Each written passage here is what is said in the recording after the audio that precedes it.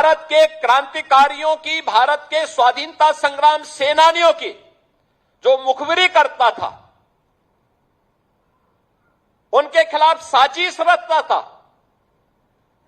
उनको इन्होंने महिमामंडित किया। सचिंद्रनाथ बख्शी के नाम पर कोई नामकरण नहीं, और ये इनका इतिहास है, ये आज की पीढ़ी को बता रहे हैं। और इसी के लिए दिनकर जी ने कहा था कि अंधा चकाचौंध का मारा, क्या जाने इतिहास बेचारा, सूर्य चंद्र खगोल भूगोल, कलम आज उनकी जय बोल, जला अस्थियां बारी बारी, छिटकाई चिन्नों छिनगारी। यानी ये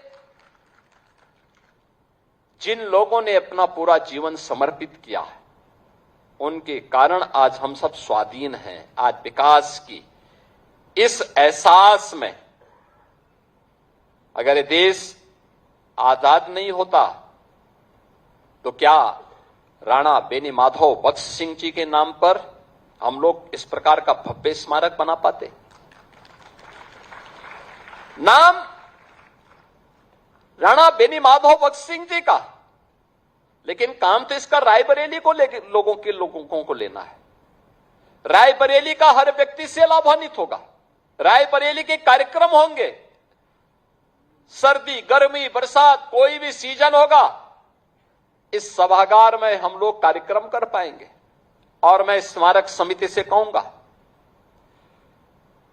स्मारक समिति ने शुरू से प्रयास किया है, यहां के स्थानीय विधायक और स्थानीय जनप्रतिनिधियों ने इसमें सहयोग किया। मुझे उस समय यहां आने का अवसर प्राप्त हुआ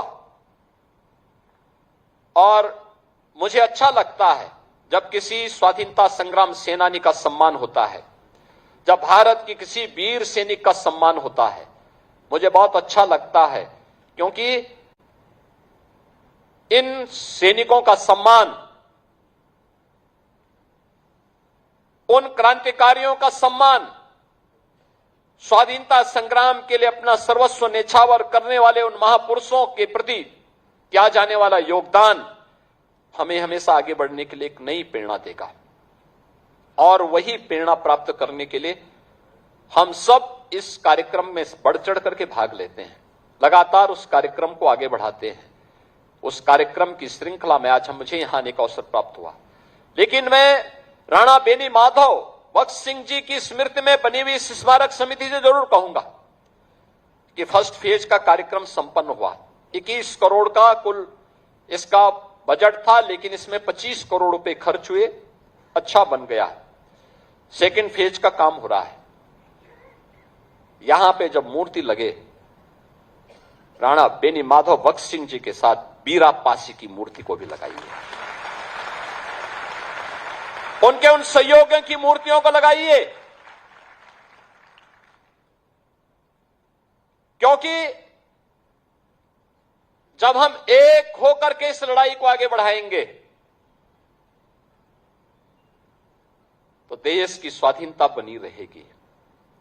अन्यथा आपने कल देखा होगा, कांग्रेस के लोग केवल विरासत का अपमान ही नहीं करते। कल कांग्रेस के प्रदेश अध्यक्ष का आपने आचरण देखा होगा, हनुमानगढ़ी में दर्शन करने जाते हैं और बाहर जाकर के मछली का दावत उड़ाते हैं, ये राम राम चिल्लाते हैं। बेशर्मी की भी एक सीमा होती है। किसने कहा था फिर मंदिर जाने के लिए? अरे जो खाना था बाहर खा लेते, अयोध्या के बाहर खा लेते। लेकिन उनके कार्यालय में ये है इनका दोहरा आचरण।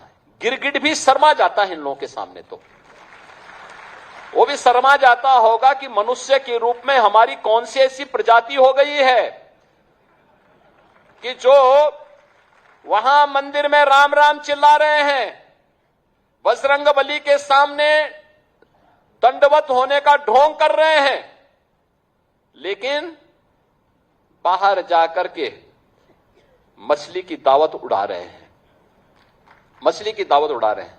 इनकी पुराना इतिहास है इस प्रकार का, प्रदेश अध्यक्ष कांग्रेस का। इनके भाई की हत्या की थी एक माफिया ने, और यह व्यक्ति उस माफिया के खिलाफ बयान देने के लिए नहीं गया, बल्कि उसके सामने उसके घुटने टेक करके नतमस्तक हो गया अपने भाई के हत्यारे को। यह व्यक्ति दुर्दांत माफिया के सामने घुटना टेक चुका था। और तो सरकार आई, सरकार ने फिर रगड़ करके उसकी भूसी निकाल दी